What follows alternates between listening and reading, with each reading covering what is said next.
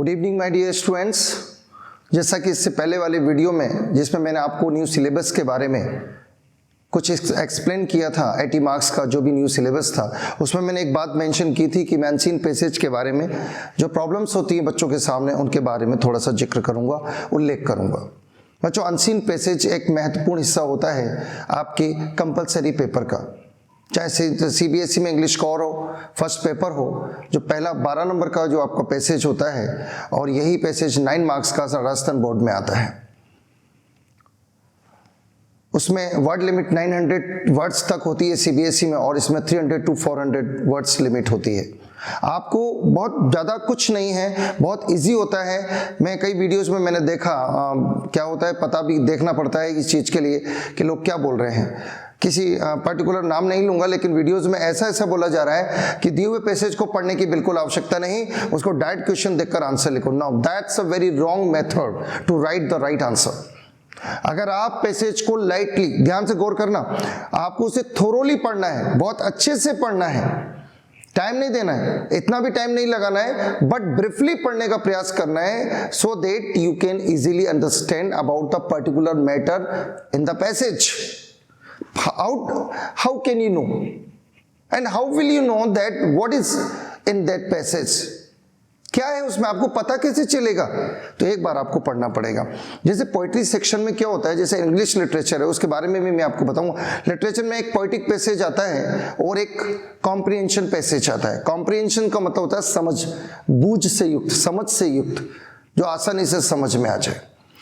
अब पोएट्रिक पैसेज में पहली लाइन में ही उसका टाइटल होता है। वैसे तो टाइटल पूछता नहीं, अगर पूछे तो फर्स्ट जो उसका जो एक तरीके से जो फर्स्ट लाइन होता है पोएट्री का, उसमें आपको उसका टाइटल मिल जाता है। और अगर टाइटल वैसे तो पूछते नहीं, रेयरली अगर पूछ लें तो फर्स्ट 2 और 3 लाइन्स में आपको पैसेज की आपको वो टाइटल मिल जाता है प्रोज में।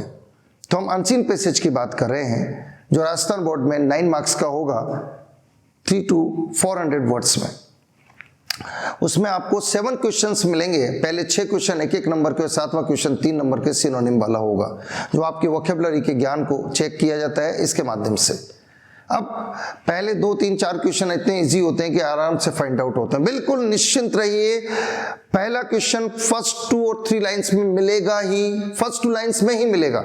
सिस्टमैटिक क्वेश्चंस बनते हैं, आंसर्स भी सिस्टमैटिक आते हैं बहुधा।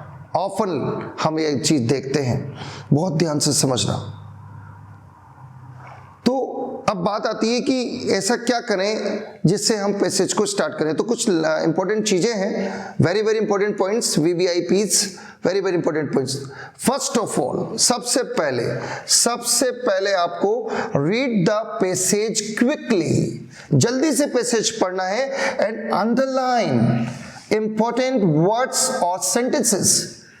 मैंने लिखा नहीं पर मैं बता दूं वो अंडरलाइन क्या करना है, सुनिए। That plus subject till full stop. That के बाद सब्जेक्ट आए उसे फुल स्टॉप तक अंडरलाइन करें with the help of pencil. And the other, in order to और टू कनेक्टिव्स होते हैं, कंजक्शंस होते हैं, यहां से लेकर फुल स्टॉप तक आप उसको अंडरलाइन अवश्य करें। के अलावा सो दैट सब्जेक्ट माइट और मे, उसमें उसको पूरे को अंडरलाइन करें फुल स्टॉप तक। एज, उसे फुल स्टॉप तक अंडरलाइन करें। ये सिलेक्टेड वर्ड्स होते हैं। दीज वर्ड्स और sentences are very useful for you to write the answers. ठीक, हम अगली बार पे जाते हैं। Second point, write short and simple sentences in answers. Answers में अपने द्वारा बनाए हुए आंसर लिखेंगे आप, शॉर्ट, छोटे लिखेंगे, जितना पूछा जाए उतना। पता है आपको, अक्सर मैं देखता हूं कि कई लोग ऐसा बता देते हैं, बताने वाले कि क्वेश्चन दिया है, कोई शब्द मिले उसे पूरा टीप कर लिख दे। नहीं, that's a very wrong method. आपसे पूछा व्हाट है भाई, और व्हाट के आंसर 2 तरीके से आते हैं, वस्तु को जानने के लिए या थॉट को जानने के लिए। अब जब वस्तु पूछिए कि what did Rahul buy yesterday, Rahul ने कल क्या खरीदा, तो आप लिखोगे Rahul bought a new car, Rahul bought a new cycle, bike, etcetera, कुछ भी यस्टरडे। तो अब bike, a car, a scooter, ये हुआ ना आंसर। आपसे पूछा what did your principal say about me yesterday to you, तुमसे प्रिंसिपल ने क्या कहा कल, तो दैट इज थॉट। अब यहां पर आपको दैट प्लस सब्जेक्ट लिखना पड़ेगा।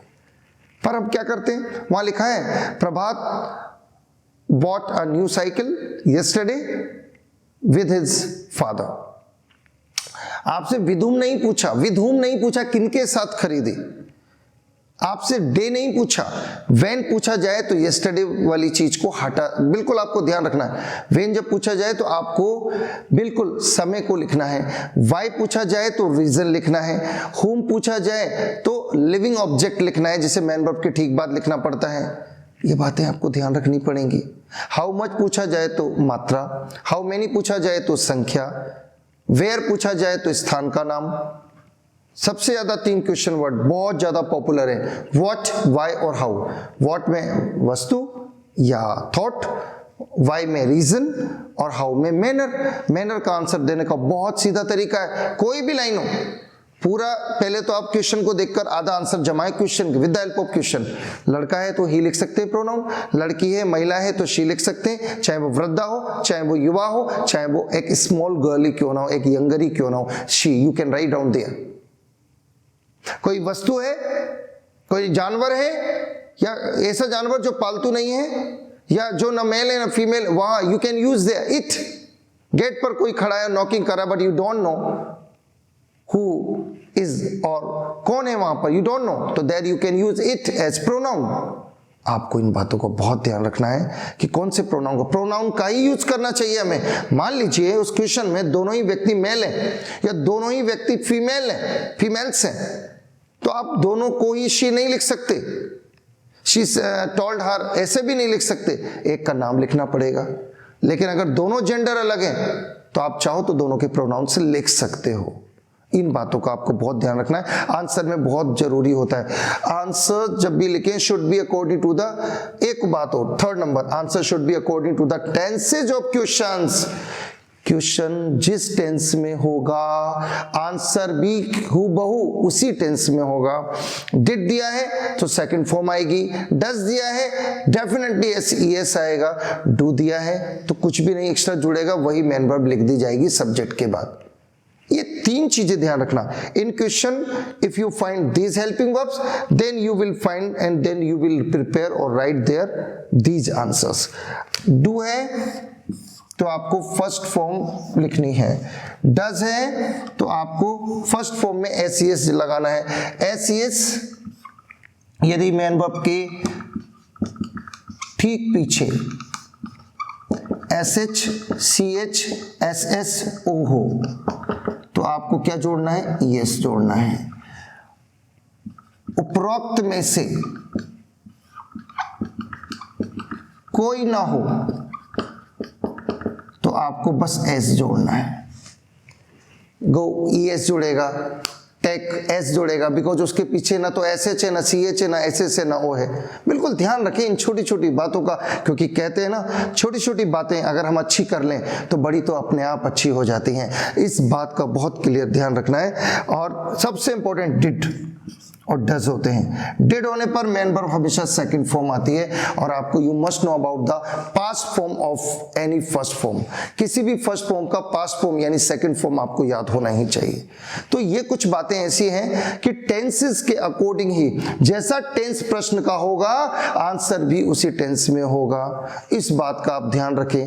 पहले क्वेश्चन का आंसर पहले 2 लाइंस में मिलेगा ही मिलेगा, हो सकता है तीसरी लाइन में चला जाए, तो सिस्टमेटिकली ये चीजें होती हैं। हाँ ऐसा होता है कि कभी कभी कोई बीच का क्वेश्चन दे दिया उसको आगे आंसर मिल जाए, ऐसा कुछ बहुत समय बहुत अच्छे से आपको ध्यान रखना है। अच्छा, अंडरलाइन वर्षों को भी करना, जैसे वहां लिखा है 1947, 2009, 2012, 2015। If you will find there you will have to underline the particular year को अंडरलाइन करें, किसी की एज दिए वो अंडरलाइन करें, Nobel prize got, he won the Nobel prize in the year, underline करें। That's very essential things to underline there when you start to write down the answers of any unseen passage और comprehension passage. Comprehension समझ को कहते हैं, एक ऐसा passage जो समझ में आए उसे कॉम्प्रिहेंशन कहते हैं। ठीक है, इन बातों का आप ध्यान रखें।